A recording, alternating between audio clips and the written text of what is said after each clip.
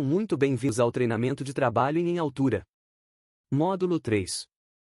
No módulo anterior, aprendemos um pouco a respeito das legislações que trazem referências ao trabalho em altura. Nesta etapa, iremos aprender a respeito da análise de risco e condições impeditivas para o trabalho em altura.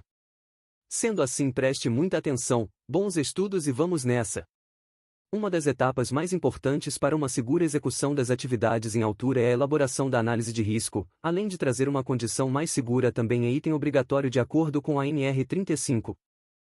A análise de risco.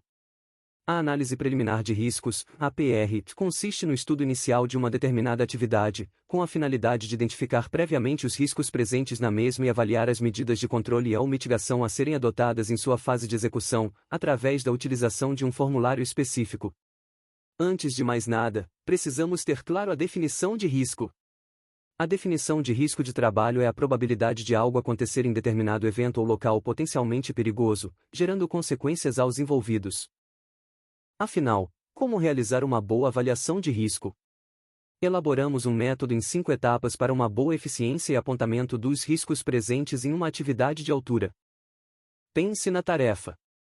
Pense na execução das atividades em etapas, com isso facilita a execução, bem como cada medida necessária para que os riscos sejam reduzidos ou controlados.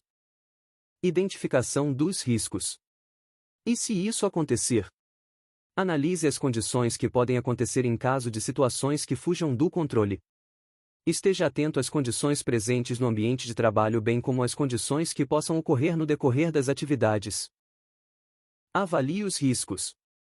Qual a probabilidade de acontecer? Qual a consequência se acontecer?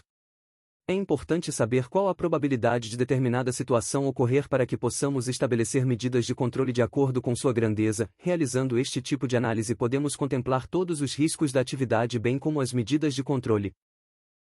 Implementar medidas de controle. É fundamental, após a identificação dos riscos, realizar a implementação das medidas de controle baseadas no levantamento que realizamos. As medidas de controle devem ser apropriadas a cada risco identificado. Nessa etapa, caso necessário, acione o Departamento de Segurança do Trabalho caso tenha alguma dúvida. Muitas das medidas já estão em nosso subconsciente devido a atividades que executamos em nosso dia a dia, como por exemplo o uso de cinto de segurança para atividade acima de 2 metros. Seja criterioso e cuidadoso em suas análises. Lembre-se que cada risco apontado deve ser contemplado por uma medida de controle. Execução das atividades. Faça o trabalho com segurança. Preste atenção nas mudanças que possam comprometer a segurança dos envolvidos. Pense nos 5 passos. Caso as condições de segurança venham a mudar colocando em risco os envolvidos, interrompa imediatamente as atividades.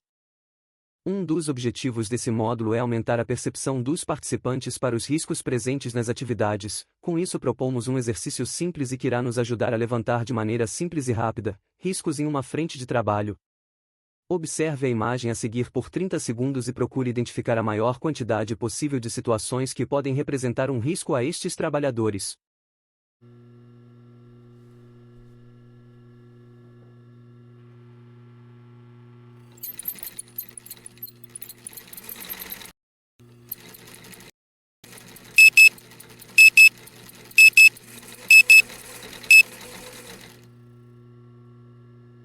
Vamos lá.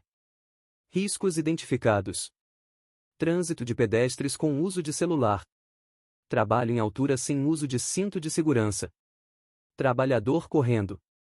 Piso com produtos químicos. Intervenção elétrica inadequada. Manutenção em equipamentos energizados. Essas são somente algumas condições encontradas. Quais condições você conseguiu identificar? Condições impeditivas.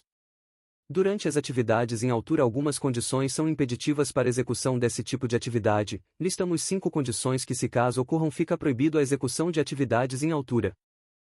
Doenças ou condições físicas que impedem o trabalho em altura.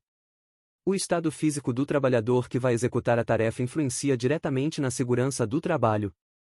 Algumas doenças podem comprometer o equilíbrio, a disposição física e a consciência, aumentando o risco de quedas. Algumas doenças e condições físicas que impedem o trabalho em altura são: hipertensão arterial não controlada, epilepsia, labirintite crônica, diabetes não controlada, doenças da coluna vertebral, doenças psiquiátricas, tranquilizantes ou antidepressivos, Deficiências visuais e auditivas acentuadas. Qualquer doença que possibilite a perda de consciência repentina ou desequilíbrio. Doenças ou condições físicas que desaconselham o trabalho em altura. Gripes e resfriados fortes, febre de qualquer natureza. Indisposições gástricas, diarreias, vômitos, tonturas. Dores de cabeça. Falta de alimentação adequada, indisposições físicas. Condições meteorológicas adversas. Imagine só, você se prepara para o trabalho e obedece a todas as medidas de segurança. De repente, o tempo muda e parece que uma chuva forte vem por aí. A princípio, você pode pensar que a chuva não interfere no seu trabalho. Mas dependendo da intensidade da chuva, você corre risco enquanto trabalha em altura. Fique atento também a temperaturas altas e ao tempo muito seco. Com a exposição constante, o desgaste físico pode comprometer sua capacidade de executar a tarefa e aumentar o risco de queda. Animais peçonhentos. Se você for fazer algum trabalho em um ambiente rural, pode se deparar com insetos e animais peçonhentos. O perigo é, eles têm a capacidade de disseminar substâncias tóxicas. Os animais peçonhentos que mais causam acidentes no Brasil são serpentes, escorpiões, aranhas, mariposas, abelhas, formigas e vespas, besouros, lacraias, peixes, águas-vivas e caravelas. Condições físicas inadequadas. Alimentação inadequada pode causar hipoglicemia, mal-estar, tonturas, risco de convulsão ou tremor. Desidratação. A desidratação é comum quando existe exposição ao calor excessivo. Sono irregular. A falta de uma rotina de sono adequada gera fadiga, falta de atenção, irritabilidade, o que pode aumentar os riscos de acidente de trabalho. Além disso, pode incentivar o uso de remédios indutores de sono, que podem ter efeito prolongado. Infecções das vias aéreas superiores tendem a causar cefaleia, tontura, dores na face, mal-estar e entupimento nos ouvidos. Condições psíquicas inadequadas. Estresse em excesso. Se for constante, o estresse pode levar a uma síndrome do burnout, caso tenha alguma origem no trabalho. Normalmente, a desorganização e até mesmo condições inseguras de trabalho contribuem para que a síndrome seja desencadeada. Uso de drogas psicoativas, medicamentos, drogas ilícitas, álcool, ou qualquer substância que pode distorcer a realidade, deixando o corpo mais lento ou mais agitado. Depressão, ansiedade, síndrome do pânico, distúrbio bipolar e outras patologias neurológicas e psiquiátricas. Chegamos ao fim de mais um módulo do nosso treinamento.